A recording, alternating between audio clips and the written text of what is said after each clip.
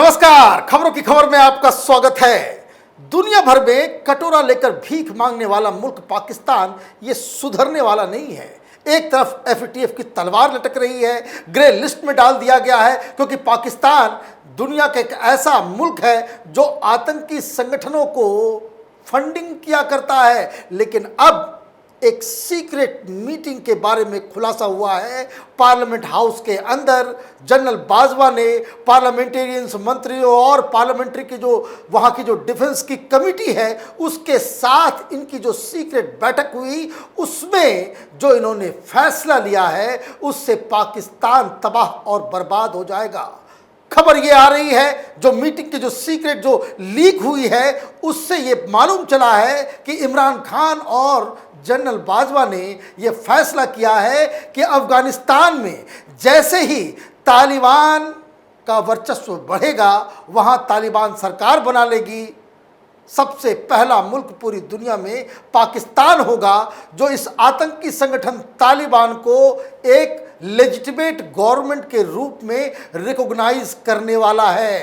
अब ये कितना बड़ा मुद्दा है, इस मीटिंग में क्या हुआ, क्या क्या बातें हुई, उसकी पूरी डिटेल मैं आपको आगे दूंगा, क्योंकि ये पाकिस्तान के लिए एक बहुत बड़ा एम्बैरेसमेंट है कि कहने को ये डेमोक्रेसी है, लेकिन ये बड़ा फैसला उस मीटिंग में हो जाता है जहां प्रधानमंत्री मौजूद ही नहीं होते हैं। तो इसकी डिटेल मैं आपको आगे दूंगा, लेकिन इसका रेमिफिकेशन समझना इसलिए भी ज़रूरी है कि तालिबान अफगानिस्तान में कोहराम मचा रहा है। कंधार में वो शहर के अंदर घुसने को तैयार है और हिंदुस्तान के एम्बेसी में, जो कंधार में हमारे जो एम्बेसी है, वहाँ से लोगों को बाहर निकाला जा रहा है। सारे लोग अफगानिस्तान छोड़ के बाहर जा रहे हैं क्योंकि ये आतंकी संगठन, ये आतंकवाद फिर से अफगानिस्तान में मौत का खेल खेलने जा रहा है। और ऐसे मौके पे चीन, जो तालिबान को हथियार सप्लाई कर रहा है, पाकिस्तान के जरिए फंडिंग की जा रही है, सारी मदद पाकिस्तान और चीन के द्वारा की जा रही है तालिबान को। मतलब ये कि दुनिया का एक ड्रेडेड आतंकी संगठन को पाकिस्तान और चीन पूरी तरीके से मदद कर रहा है। और ये इस बात से इसकी पुष्टि भी होती है कि तालिबान जैसे ही कुछ शहरों के ऊपर कब्जा करता है तो तालिबान के स्पोक्स पर्सन की तरफ से ये ऐलान किया जाता है कि जैसे ही हम अफगानिस्तान में सरकार बनाएंगे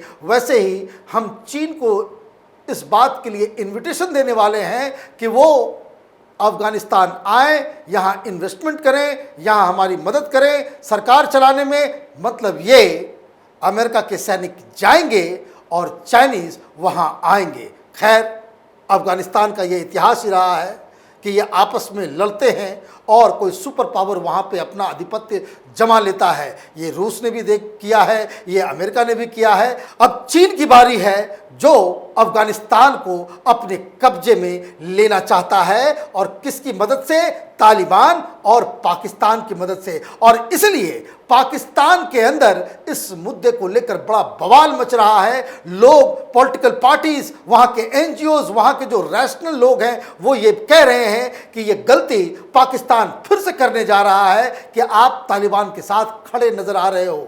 अफगानिस्तान से लोग भाग के पाकिस्तान के बॉर्डर्स के ऊपर आ गए हैं, कई लोग पाकिस्तान के अंदर घुस गए, एक तो रिफ्यूजी का एक प्रॉब्लम फिर से शुरू होने वाला है।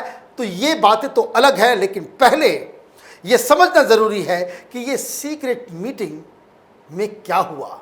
ये सीक्रेट मीटिंग 1 जुलाई के दिन पार्लियामेंट हाउस के अंदर लिया गया, जो एक सीक्रेट मीटिंग थी।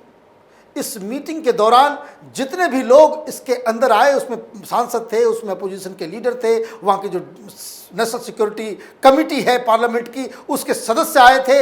इन सब के फ़ोन पहले ही जब्त कर लिए गए थे और इनको बताया गया था कि इस मीटिंग में जो कुछ बातें हो रही हैं उसके बारे में कहीं कोई बात आगे नहीं होनी चाहिए। लेकिन इतने दिनों के बाद इसकी पूरी जानकारी पाकिस्तान और पूरी दुनिया में आ गई है कि किस तरीके से ये पाकिस्तान, जो आतंकवाद का गढ़ है, उसने आतंकवादी संगठन तालिबान के साथ हाथ मिलाने के साथ साथ उसको लेजिटिमेसी देने का फैसला किया है। इस मीटिंग को चेयर कर रहे थे chief of the army staff Qamar Javed Bajwa, और उनके साथ कौन थे, तो DG ISI lieutenant general Faiz Hameed. ये दोनों मुख्य लोग थे।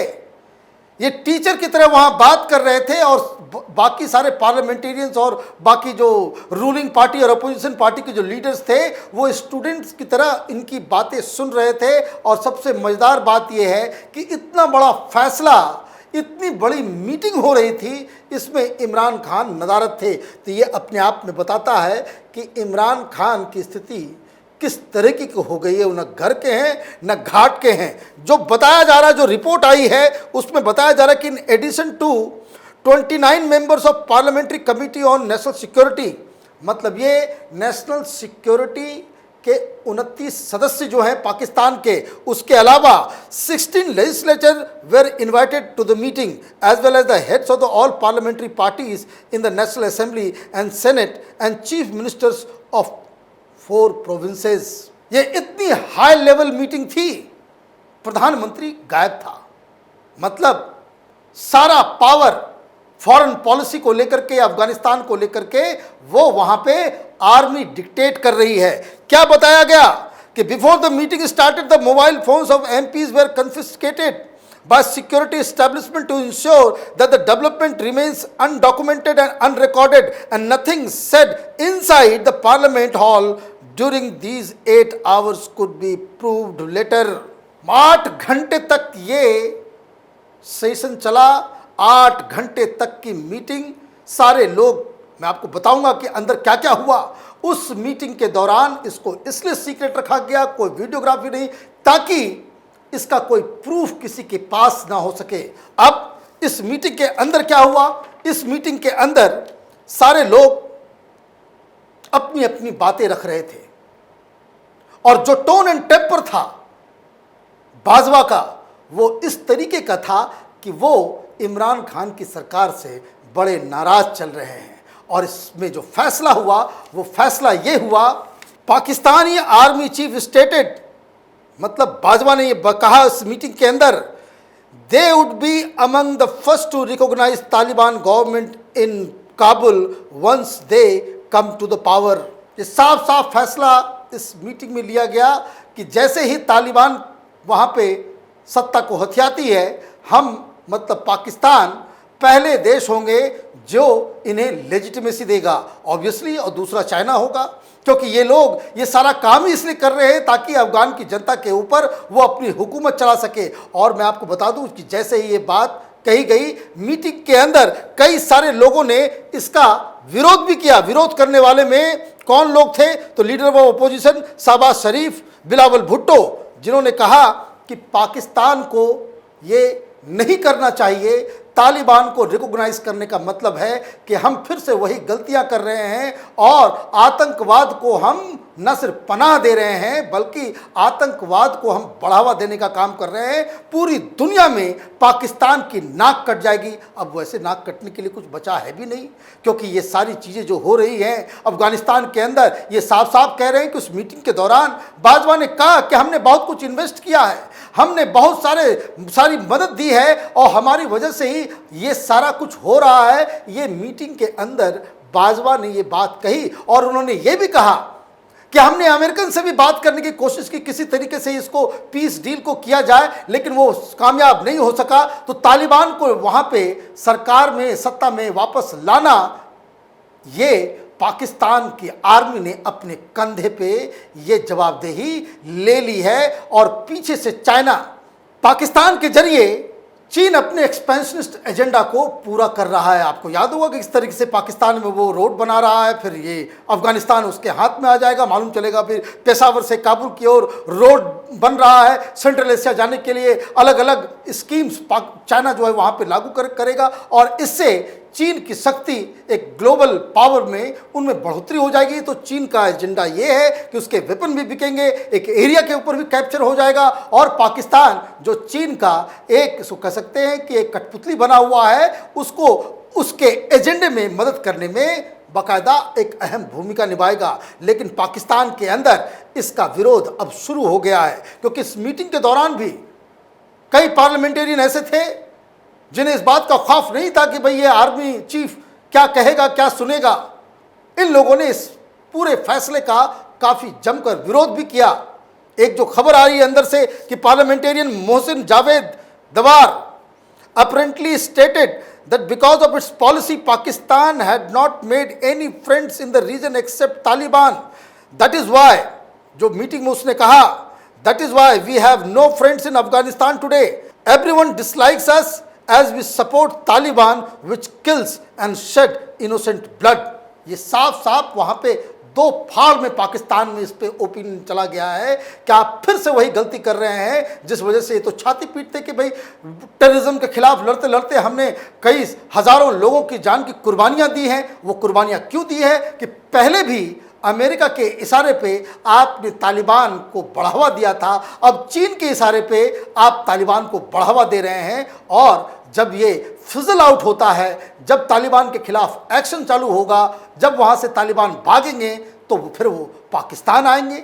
और चीन जो जिंगजियांग में जिस तरह से उइगर मुस्लिम के खिलाफ कार्रवाई कर रहा है, तो इस बार तो ऐसा लग रहा है क्योंकि तालिबान की सेना में जो खबरें आ रही हैं कि बहुत सारे उइगर मुस्लिम भी तालिबान के कैंप्स में नज़र आ रहे हैं, तो ये एक ऐसा खतरनाक खेल अफगानिस्तान में खेला जा रहा है जिसमें नुकसान सिर्फ चीन और पाकिस्तान का होने वाला है। हमारी नज़र अफगानिस्तान में हो रहे डेवलपमेंट पे बनी हुई है। आप देखते रहिए कैपिटल टीवी। हमारे वीडियोस को लाइक कीजिए, शेयर कीजिए और हमारे चैनल को सब्सक्राइब कीजिए। धन्यवाद। अगर आपको हमारा वीडियो पसंद आया हो तो इसे लाइक करें, हमारे चैनल को सब्सक्राइब करें और हाँ, बेल आइकन दबाना ना भूलें ताकि आप तक हमारे वीडियो की नोटिफिकेशन पहुंचती रहे। आप अपना सुझाव हमें कमेंट बॉक्स में दे सकते हैं। हमारे साथ जुड़ने के लिए शुक्रिया।